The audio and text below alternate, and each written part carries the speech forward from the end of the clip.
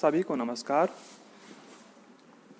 मैं जितेश कुमार जांगीड़, सहायक आचार्य चित्रकला। सर्वप्रथम आप सभी का ऑनलाइन ई क्लासरूम में हार्दिक स्वागत करता हूं। जैसे कि हम बीए प्रथम वर्ष की चित्रकला विषय की इकाई तृतीय के अध्याय चित्रकला के तत्वों में तीसरे मुख्य तत्व वर्ण का अध्ययन कर रहे हैं। पूर्व के भाग में हमने वर्ण के विभिन्न प्रकार के वर्णों से हमारी मनः स्थिति पर, हमारी भावनाओं पर पड़ने वाले विभिन्न प्रभावों का अध्ययन किया, जिनमें हमने पीले रंग एवं इनसे पड़ने वाले हमारे मनः स्थिति पर प्रभाव का अध्ययन किया। इसके साथ ही हमने लाल एवं नीले रंग का अध्ययन किया। आज हम अध्ययन करेंगे हरे रंग का एवं हरे रंग के द्वारा पड़ने वाले विभिन्न प्रभावों का। यह रंग पीले व नीले रंग की विशेषताओं से युक्त है। तो आप देख लीजिए, पीला और नीला। पीला रंग जो है वो उष्ण रंग है और नीला रंग ठंडा रंग है, शीत रंग है। तो ठंडे और गर्म दोनों ही रंगों के मिश्रण से ये जो हरा रंग है ये हमें प्राप्त होता है।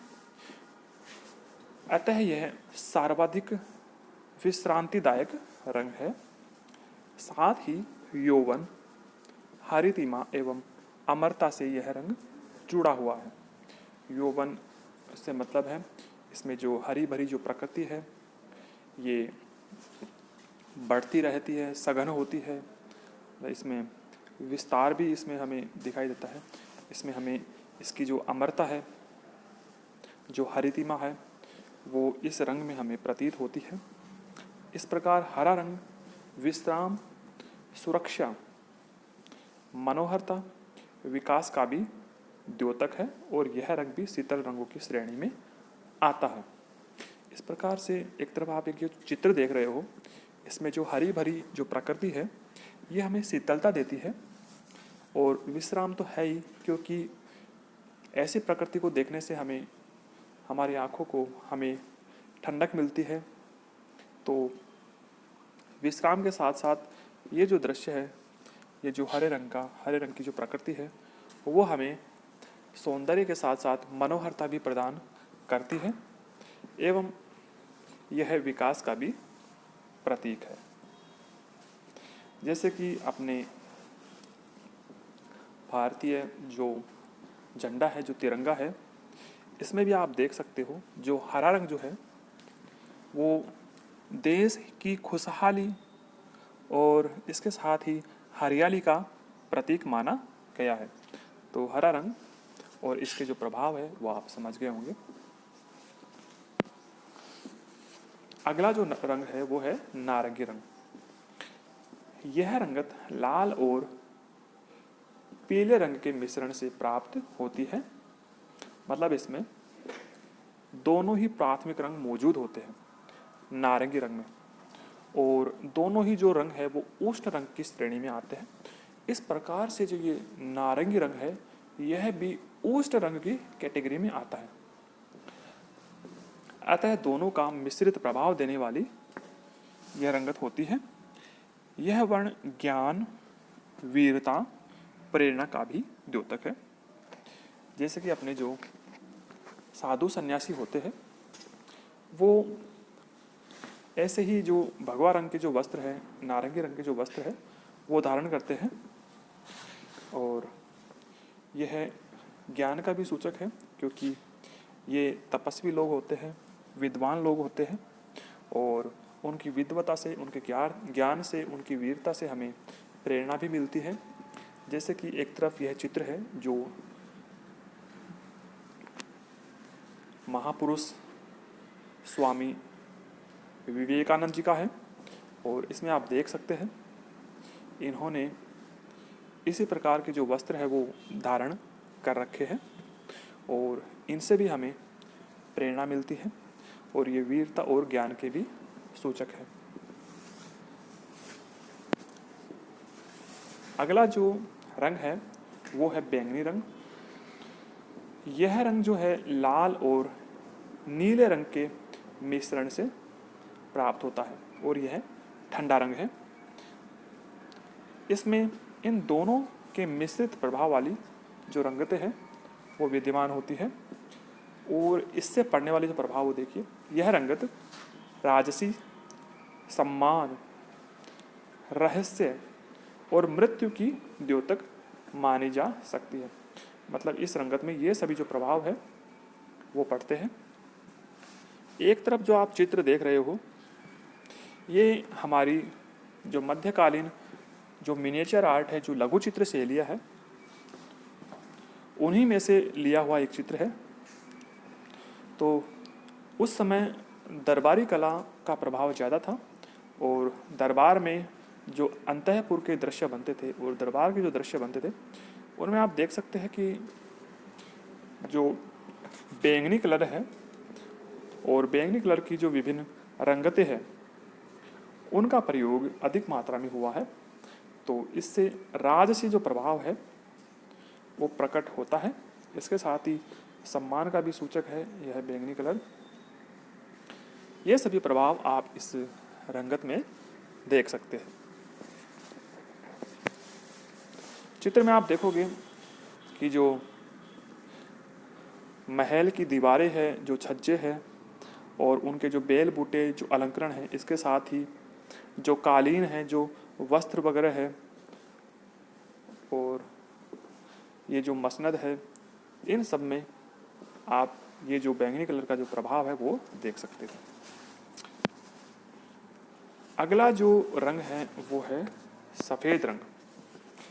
सफ़ेद रंग जो है, हालांकि काला और सफ़ेद रंगों की कैटेगरी में नहीं आते, लेकिन फिर भी इन रंगों के माध्यम से भी हमारी मन स्थिति पर बहुत से प्रभाव पड़ते हैं।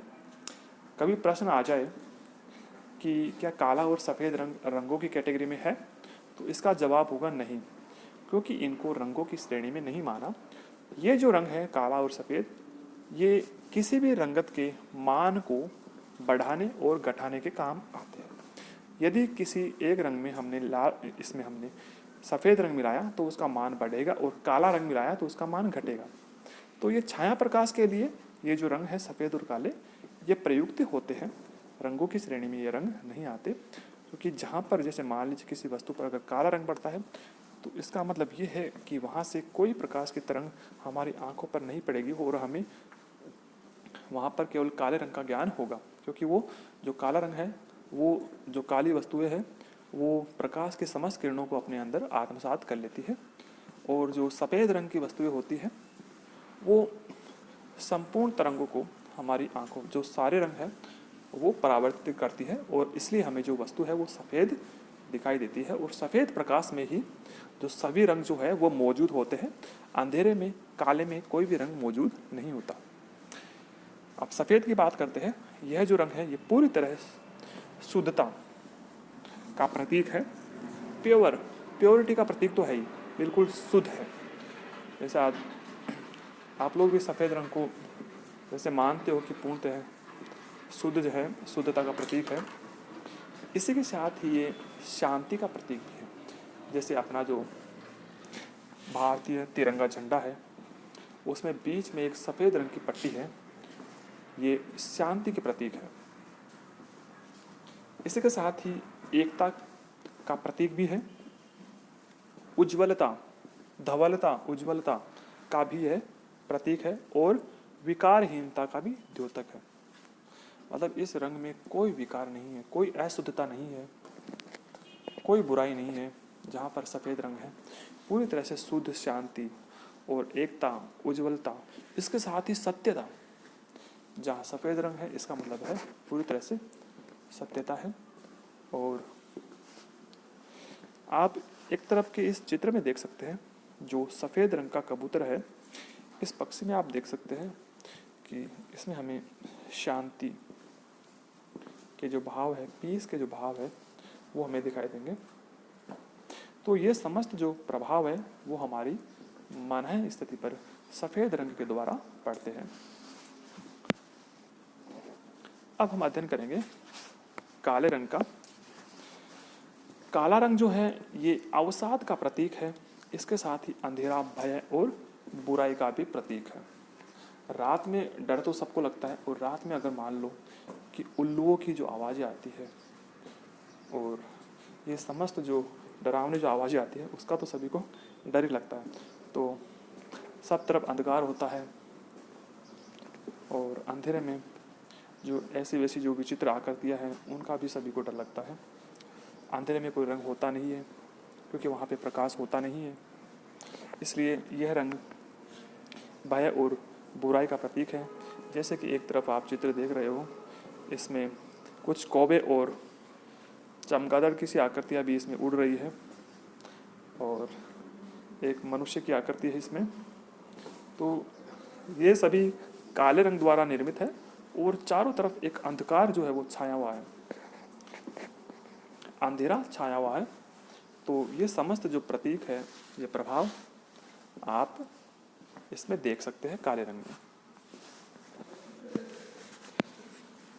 अब ये जो अंतिम रंग है धूमिल वर्ण, ये जो ग्रे कलर है जो आप एक तरफ चित्र में देख सकते हैं, इसमें हमारे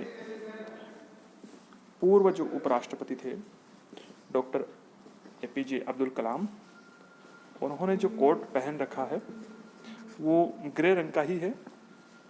आप देखते हैं इस रंग के क्या प्रभाव है। यह रंग काली व सफ़ेद रंगतों के मिश्रण से बनता है, अतः इन दोनों ही रंगतों का मिश्रित प्रभाव इसमें उपस्थित रहता है। मतलब इसमें काला और सफ़ेद जो दोनों ही रंग है उनकी जो मात्रा है वो शामिल है, दोनों के मिश्रण से यह रंग बनता है। यह रंग तटस्थता, संयम और नम्रता का भी द्योतक है।